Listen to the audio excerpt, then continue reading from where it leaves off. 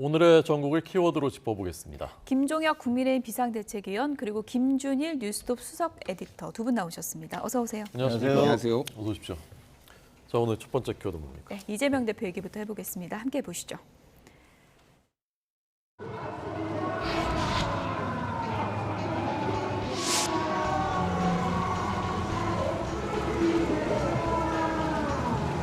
심정한 말씀 부탁드리겠습니다.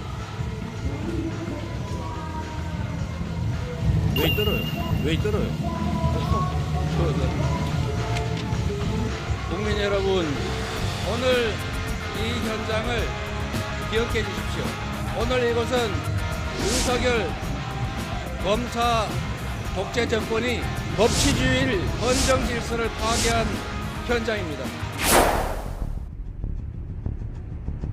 윤석열 검사 독재 정권의 검찰답게 역시 수사가 아닌 정치를 하고 있었다는 느낌이 듭니다. 진실을 발견하기 위한 조사를 하는 것이 아니라 기소를 목표로 조작을 하고 있다는 느낌을 지울 수가 없습니다.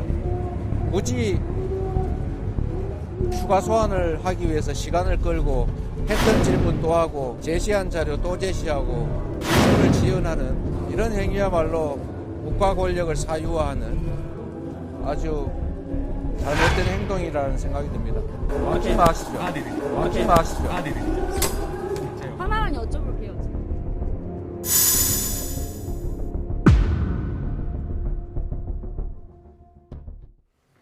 네, 이재명 대표 조사 전후 표정이 조금 달라졌습니다. 조사 전에는 다소 여유 있는 표정이었는데 조사 후에는 보다 좀 표정이 무거워진 느낌도 받을 수 있었는데요. 이것은 뭐 기소를 목표로 한 조작이다 이렇게 주장을 한 거죠. 아니 이건 좀 뭐라고 말씀을 드려야 될지 모르겠는데 이제 이재명 대표가 어쨌든 야당의 지도자시잖아요. 그리고 본인이 대통령 선거에 출마하셨던 분인데 말씀이 너무 과하신 것 같아요. 윤석열 검사 독재 정권 이렇게 얘기했잖아요. 윤석열 대통령이라는 표현도 안 되고 그냥 윤석열 검사다 이렇게 말씀을 하시는 거예요. 이래도 되나 싶어요. 어쨌든 본인도 경쟁에서 0.73%는 어쨌든 헌법 질서 하에서 선거가 치러졌고 그다음에 대통령이 당선됐는데 마치 대선 결과에 대해서 나는 불복하겠다. 이 사람 대통령 아니다. 라고 얘기하는 것 같아서 야당 지도자가 이렇게까지 얘기를 해도 되나? 역대 야당 지도자 중에서 이런 독재 정권 시절에도 이런 적이 없었던 것 같은데 이렇게까지 말씀하셔도 되나라는 게 참 의심스럽고 의아했고요. 또 하나는 본인도 변호사시고 너무 잘 알고 계세요. 법 시스템에 대해서. 주장하는 게 기소를 목표로 검찰이 조작하고 있다. 그러면 들어가서 질문을 다 받으셨을 거 아닙니까? 어떤 부분을 어떻게 조작하고 있는지를 구체적으로 말씀하실 수 있을 거 아니에요. 예를 들면 어떤 사람들이 진술이 나왔는데 그거 거짓말이다. 어떤 팩트에 대해서 얘기했는데 이거 가짜다. 이렇게 얘기하실 수 있잖아요. 그런 거 없이 밑도 끝도 없이 기소를 목표로 한 조작이다. 뭘 조작했다는 거예요? 그리고 또 하나, 왜 똑같은 질문 계속 반복하느냐. 아니, 말이 안 되는 답변을 하면 이 질문에 대해서는 어떻게 생각하십니까? 라고 얘기를 했는데 답을 안 해. 거기 써 있습니다. 진술서에 써 있습니다. 그럼 또 얘기하다가, 아니, 근데 그거는 또 어떻게 된 겁니까? 이렇게 물어보는 거 당연하지 않습니까? 근데 그러면 검찰 조사받으러 들어갔는데, 거기 진술서에 돼 있으니까 다 넘어가십시오. 그러면 검사는 쫙 질문하고, 그 다음에 진술서에 다 있으시니까 저는 오늘 조사 마치겠습니다. 이런 조사가 어디 있겠어요? 있을 수도 없는 얘기잖아요. 당연히 검사로서는 저 사람이 왜 거짓말을 하지? 왜 말이 안 되는 얘기를 하지? 여기 진술이 이렇게 나왔는데 아니 이 사람은 이렇게 진술했는데 왜 다르게 얘기하세요? 라고 계속 추궁할 수밖에 없는 거 아닙니까? 그거를 놓고서 뭐 시간 끌기로 나를 계속 잡아뒀다라고 말씀하시는 것도 본인이 다른 사람이 얘기했으면 모르겠지만 변호사로서 수사 과정에 여러 차례 입회해 보셨을 텐데 저렇게 얘기하는 건 정말 이해가 안 돼요. 그냥 네. 정치적 레토릭이다. 이렇게 생각할 수밖에 없습니다. 네. 윤석열 검사 독재 정권, 그다음에 기소를 목표로 조작하고 있다. 이 등등 어떻게 들으셨습니까?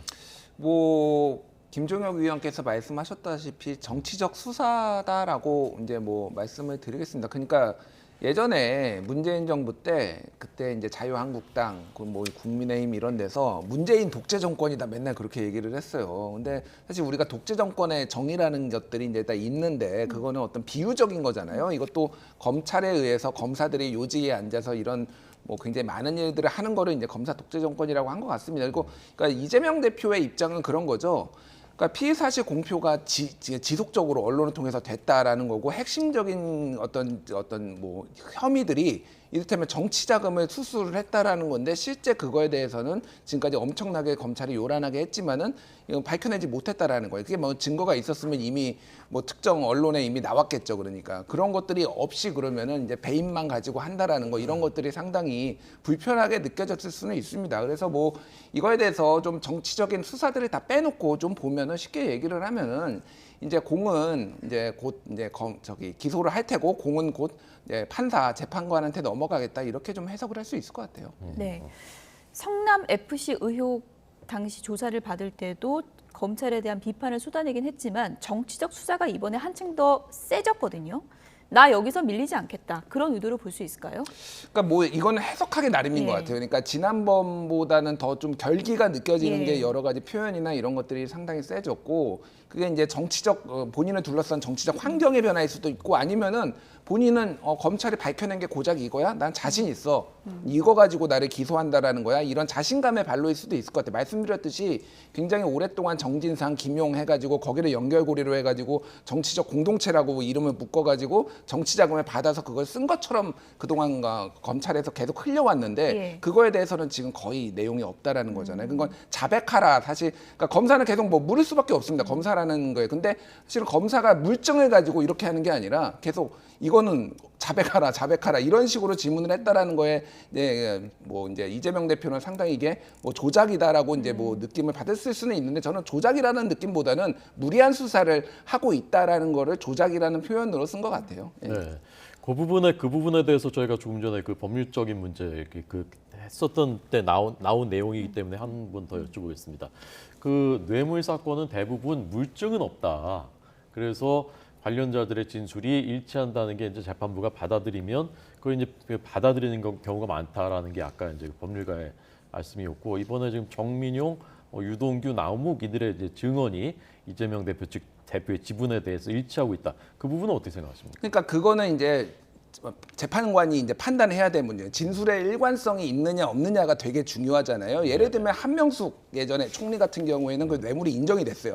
의자에 놓고 왔다 그래가지고 1차, 2차가 있었는데 뭐 몇 발자국을 걸어서 이게 가능하네 안 했네 뭐 시뮬레이션까지 해보면서 어쨌든 인정이 됐고 예를 들면은 성완종 리스트 홍준표 당시 뭐 의원 같은 경우에는 성완종 리스트에 여러 명이 있었지만 다 무혐의 됐거든요. 그러니까 이게 이제 케이스 바이 케이스입니다. 그래서 지금 재판부에서는 특히 이제 유동규와 나묵이 진술이 바뀐 것을 이거를 검찰의 회유나 다른 개인적인 목적으로 이거를 바꾼 것인지 아닌지 예전하고 진술이 바뀌었으니까 그 부분이 정말로 일관성이 있는 것인지 다른 사람에게 진술하고 맞는지를 볼 거예요. 그래서 그러니까 말씀하셨다시피 진술로서 처벌 가능하다라는 거는 이미 판례로 있는데 그게 어느 정도로 이제 재판관한테 먹힐지는 좀 봐야 되는 상황입니다. 네. 나랑 변호인이랑 둘이 가겠다라고 했는데 막상 그날이 되어 보니까 10명이 넘는 의원들이 나왔고요. 조사받고 나갈 때는 더 많이 왔습니다. 그렇죠. 민주당 내 분위기 어떻게 보세요? 글쎄요, 뭐 그거는 저보다는 김준일 대표가 저 잘 아실 것 예. 같긴 하지만 느낌은 그래요. 지금 민주당이 이렇게 분열돼 있잖아요. 이게 이대로 가다가는 우리 공멸한다라는 위기 의식이 상당히 퍼져 있는 걸로 압니다. 그래서 친문계들이 그 뭐 사의제니 뭐니 해서 그 문재인 대통령을 중심으로 해서 지금 뭉치고 있는 그런 모습도 있고 또 다른 의원들도 우리들끼리 좀 모임을 해야겠다라고 이렇게 활발하게 움직이고 있잖아요. 저는 사실 이재명 대표를 정말로 수호하겠다는 분들이 몇 분이나 되실지 잘 모르겠어요. 169명의 민주당 의원들 중에서 예. 과연 몇 분이나 될까? 한 20% 될까?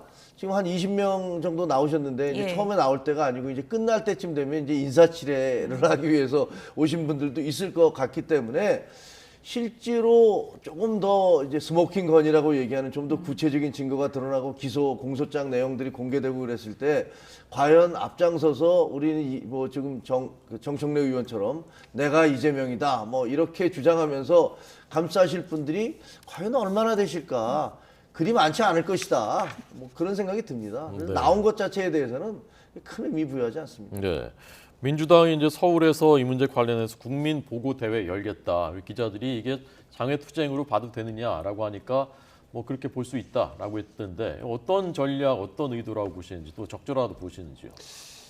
글쎄요, 저는 조금 이제 이재명 대표와 당을 좀 분리를 하는 게 좀 안전장치가 될 수 있다라고 보는데 이거를 이재명 대표를 기소를 해서 국민대회를 여는 게 예. 조금 이렇게 너무 연결되는 느낌이 있어요. 사실은 뭐 윤석열 정부의 실정에 대해서 뭐 난방비라든지 뭐 이를테면은 뭐 이란, 뭐 외교 문제나 이런 거를 가지고 국민 보고 대회를 열면서 같이 뭐 이재명 대표 얘기도 하는 게 아니라 이재명 대표를 기소했으니 국민 대회를 열겠다. 이거는 전략적으로도 너무 조금 방탄 프레임에 딱 들어가기 좋은 거고 예를 들면은 뭐 어제 이제 최고위원회에서 김건희 특검 뭐 이를테면은 뭐 행안부 장관 이상민 행안부 장관 뭐 탄핵 뭐 이런 얘기가 나왔는데 그거는 그거대로 해야죠. 그러니까 그거를 이재명 기소한다라고 하니까 이렇게 하는 것도 저는 왜 이렇게 하시지? 최고위원분들이 조금 전략적으로 하셨으면 좋겠다는 생각이 듭니다. 그래서 그냥 김건희 특검 하셨으면 좋겠어요. 별도로. 예, 그거랑 상관없이. 예. 왜냐하면 많은 국민들이 김건희 특검을 원하고 있잖아요. 근데 이거를 연결짓는 순간 오히려 어떤 방탄 프레임에 갇혀서 예. 전략적으로도 저는 좋지 않은 방안이라고 생각을 합니다. 이재명 사법 리스크를 키우면 우리는 윤석열 정부를 겨냥하겠다. 이게 민주당 전략 같은데요. 어떻게 국민의힘은 대응할 거라고 보십니까? 아니 저는 일단 어저께 뭐 긴급 그 비공개로 예. 긴급 최고위원회를 열어서 뭐 장애 투쟁을 하겠다라고 말씀을 하시는데 예. 그걸 보면서 국민들이 과연 얼마나 그거를 받아들이고 이해할 수 있을지 의아합니다. 조금 심하게 말씀드리면 그동안에 민주당이 그 한미 FTA 반대 투쟁 길거리로 나섰죠. 광우병 때 또 국민들 전부 다 말도 아닌 거짓말로 국민들을 다 호도해서 길거리를 끌어냈습니다. 조국 시위 때는 어땠습니까? 서초동에 몰려가서 조국 정경심 사랑해요 라고 하면서 왜 무죄인 사람을 수사를 하느냐 했지만 재판에서 몇 년형 받았습니까? 그리고 이번에 또 거기다 이재명 대표까지 방탄을 하기 위해서 지금 방탄국회를 열고 있잖아요. 방탄국회 열어서 실질적으로 아무것도 안 하면서 국회를 열어놨어요. 그런데 또다시 그걸로는 모자라서 이제 길거리로 나서겠다 이렇게 하시는 거 아닙니까? 아니 이거를 도대체 어느 국민들이 그 이해를 하고 할 수 있을까요? 그리고 그 명분으로 내세운 게 이재명 탄압이 아닙니다. 뭐라고 그러냐면 민생 문제를 제기하고 있어요. 난방비가 정말 다락같이 올랐잖아요.